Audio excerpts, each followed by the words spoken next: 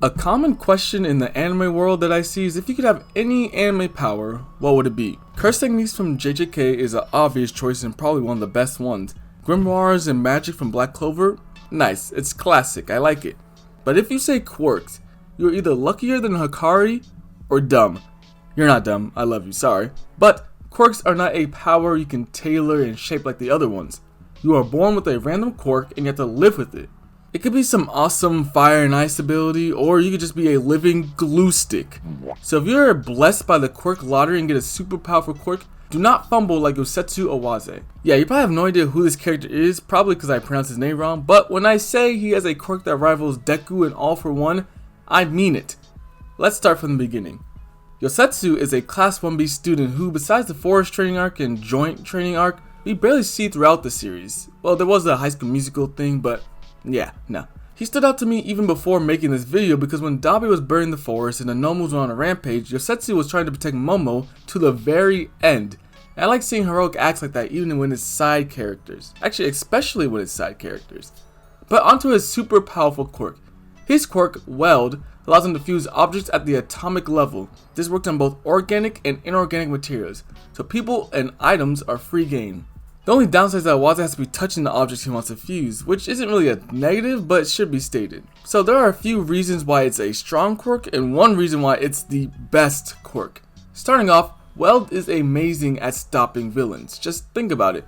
If Yosetsu was fighting a random villain, he could just push them against the wall and fuse them together. The villain is done. Weld is not just gluing two things together. If that were the case, enough force or anyone with a superhuman strength quirk could break free. No. This is a fusion on the atomic level, meaning there's no more wall, there's no more villain. It's just one singular thing now. Now if we take a look at real world science, in order to break bonds and chemistry, there needs to be energy put into it. That's why boiling water needs heat in order to boil. So if the person now fused has any chance of breaking free, they need to experience some kind of energy input that might end up hurting them before they even separate. And it doesn't even have to be as extreme as fusing to a wall. Just get some metal pipes, which we know Yosetsu has in his hero costume for some reason, and keep fusing them to the person, and weigh them down until they can't do anything. It's an unbeatable strategy.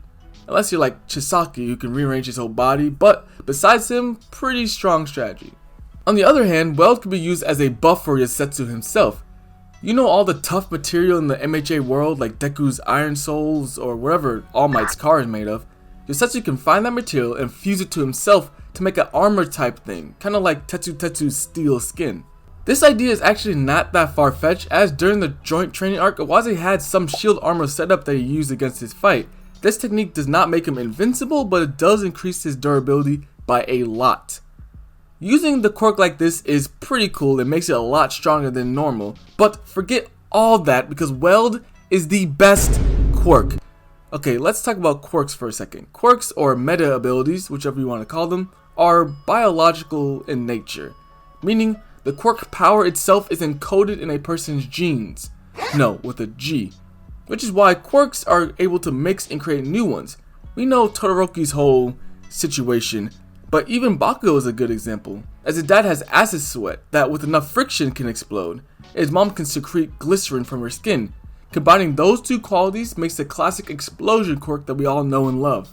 If you've ever done Punnett squares in high school biology, then you know when two parents have a kid, their genetic information is combined and it's possible for the child to have a trait that isn't displayed in the parents. Like how it's possible for two parents with blonde hair to have a red-headed child. This is important, I promise, because almost every cell in your body houses the information for everything. Okay, that does not make any sense, but basically look at your skin. The cells in your skin, the DNA, have the information on how tall you are, your eye color, your hair color.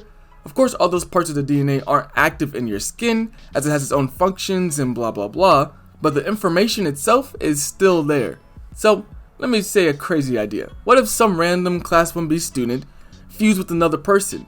And since it's an atomic fusion, meaning the two people now share cellular bonds and DNA, now this random Class 1B student can use the other person's quirk.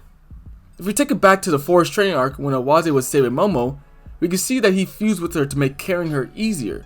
What is stopping him from using creation now? The genetic information that tells Momo's body what quirk she has is now shared with Yosetsu, and even her fat cells, which are needed for the quirk, is being shared. Although One for All and Star and Stripe's battle with Shigaraki prove that each individual quirk has their own will, basically, it does not seem powerful enough to stop another person from using that quirk. Minus Star and Stripe because she's a very powerful exception. But All for One can forcibly activate someone's quirk, and Momo's copy ability would get into some weird territory if it dealt with copying the person's will, so it seems like a safe bet to say that there's no interference from the person.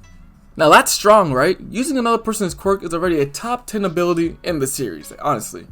But having another person being fused to you become more of a hindrance than anything after a while.